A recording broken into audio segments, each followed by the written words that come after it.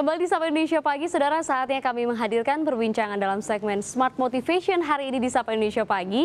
Nah, kalau pekan yang lalu kita sudah membahas mengenai pentingnya untuk menemukan tujuan hidup.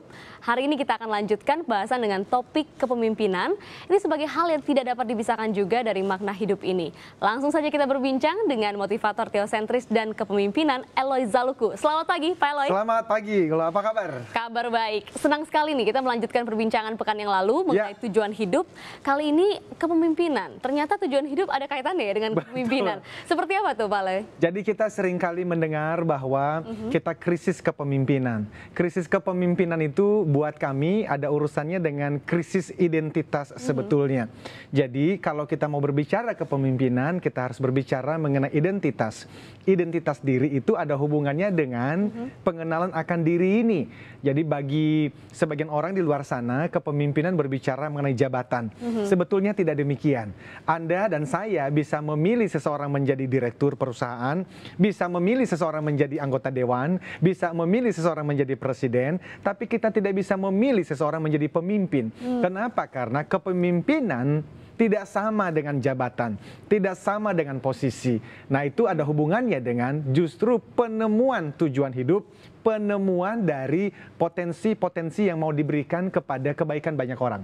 Jadi kepemimpinan ini bukan sesuatu yang bisa dilatih atau diciptakan, melainkan sesuatu yang datang dari dalam diri, begitu? Sebetulnya kepemimpinan tentu saja bisa dilatih, tetapi latihan-latihan kepemimpinan jikalau tidak dimulai daripada penemuan diri, penemuan tujuan hidup, penemuan potensi-potensi, maka pelatihan-pelatihan mengenai kepemimpinan menjadi tidak efektif.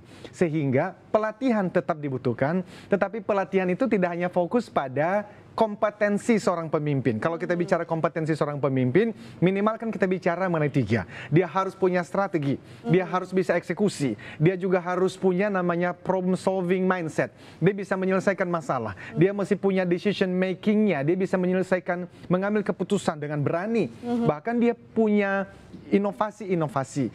Jadi strategi eksekusi, problem solving dan decision making, innovation itu penting. Tetapi kalau tidak diawali dengan penemuan tujuan hidup, itu menjadi nanti dia mengejar ambisi pribadi, bukan visi untuk kebaikan bangsa. Nah, kalau bicara soal kepemimpinan, banyak yang merasa, itu kan hanya porsi sebagian orang. Tidak semua orang terlahir sebagai pemimpin. Saya tidak bisa berkarisma, saya tidak bisa mengambil keputusan cepat, atau tidak bisa berpikir besar untuk masa depan. Nah, sebenarnya apakah setiap orang itu bisa menjadi pemimpin dari dirinya sendiri, atau memang ada yang memiliki bakat-bakat tertentu untuk menjadi pemimpin? Nah, di luar sana juga manusia terdiri dari 2 kelompok. Ada orang-orang yang mengatakan kepemimpinan itu hanya milik sebagian orang. Tidak bisa semuanya itu menjadi seorang pemimpin.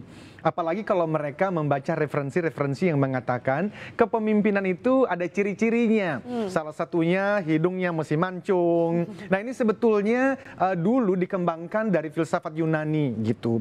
Tetapi ada sebagian orang yang mengatakan tidak. Semua orang bisa menjadi pemimpin, bahkan semua orang diciptakan untuk menjadi pemimpin, tapi harus belajar bagaimana memimpin dengan baik. Nah, kami sebagai theocentric motivator dan yang mengembangkan pemahaman-pemahaman dalam bidang leadership, memahami bahwa semua orang diciptakan menjadi seorang pemimpin, namun harus belajar menjadi pemimpin yang efektif. Itulah sebab buku yang saya tulis, itu judulnya I Am a Leader. Saya adalah sebagai seorang pemimpin. Nah, ini penting loh, karena di bangsa-bangsa yang pernah dijajah, cara penjajahan menjajah itu salah satunya membuat masyarakat yang dijajah itu merasa inferior. Membuat masyarakat yang dijajah itu menjadi passengers, sebagai penumpang, bukan drivers. Itulah sebab saya keliling Indonesia dari satu perusahaan ke perusahaan yang lain memberikan pelatihan mengenai kepemimpinan. Justru yang paling menantang itu adalah membuat orang-orang ini mengerti dan yakin bahwa yes, I'm a leader and I can be a better leader. Saya seorang pemimpin dan saya bisa belajar menjadi pemimpin yang lebih baik. Supaya apa? Supaya di perusahaan itu dimanapun dia bekerja itu ada improvement. Itu tanda seseorang itu adalah seorang pemimpin yang hebat atau tidak. Justru selalu tanyakan perubahan apa, transformasi apa yang pernah dilakukan, atau transformasi perubahan apa yang sekarang sedang dilakukan. Kalau ada seseorang mengatakan I am a leader, tetapi dia belum melakukan transformasi apa-apa. Minimal kita tidak merasakannya. He is not a leader. Tanda daripada leadership yang sejati itu apa? They change things, they transform things. Mereka mengubah sesuatu, mentransformasikan sesuatu menjadi lebih baik, dan bukan hanya lebih baik pada dirinya sendiri, tapi lebih baik untuk masyarakat dan manusia yang lain. Ada dampak begitu ya Pak Eloy. Harus. Nah, ini menarik karena kan Indonesia sedang mencari pemimpinnya, presiden, wakil presiden, anggota DPR, DPRD, kabupaten kota, dan juga DPD. Nah, ini juga yang membuat kita harus mencermati sebenarnya apakah ada perbedaan antara pemimpin sejati dengan hanya politisi? Seperti apa kita bisa melihatnya? Bagus sekali. Jadi saya dapat dari beberapa referensi. Ini bagus sekali kata-katanya. Jadi ada contekannya ini ya. Politisi itu memikirkan dan fokus tentang pemilu yang akan datang. Sementara pemimpin, negarawan itu memikirkan tentang generasi berikutnya. So politicians focus on the next election.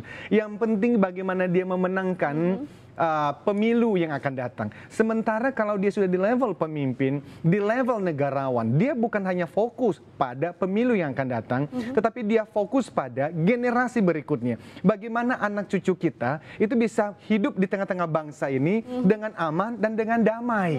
Nah, itulah sebab tentu saja kalau kita berbicara kandidat, ini kita bisa lihat apakah dia seorang politisi atau dia sebagai seorang negarawan.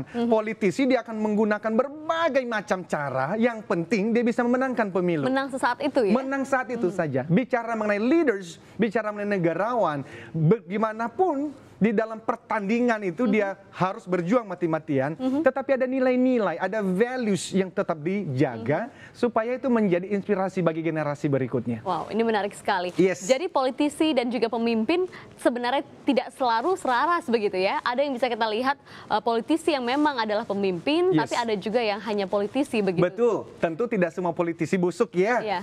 Ada negarawan yang memang memulai pekerjaannya, memulai karirnya dari seorang politisi. Jadi tentu yang kita harapkan adalah politisi yang sekaligus negarawan, yang sekaligus pemimpin yang sejati itu. Tetapi bagi politisi-politisi yang hanya mencari ambisi, mencari kemenangan sesaat, seharusnya memang tidak perlu hadir di tengah bangsa ini, karena justru akan membuat generasi berikutnya menjadi korban dari apa yang mereka kerjakan. Wow, ini menarik ya, karena di tahun politik ini kita harus lebih cermat memilih. Khususnya teman-teman milenials ya. Baik, terima kasih Pak Eloy sudah bergabung. Terima kasih. Kita masih akan bertemu lagi dengan Pak Eloy di pekan yang akan datang dengan motivasi yang berbeda lagi, masih ada kaitannya untuk menjadikan kita semakin semangat menjalani hidup dan menjadi lebih baik. Terima kasih Pak Eloy.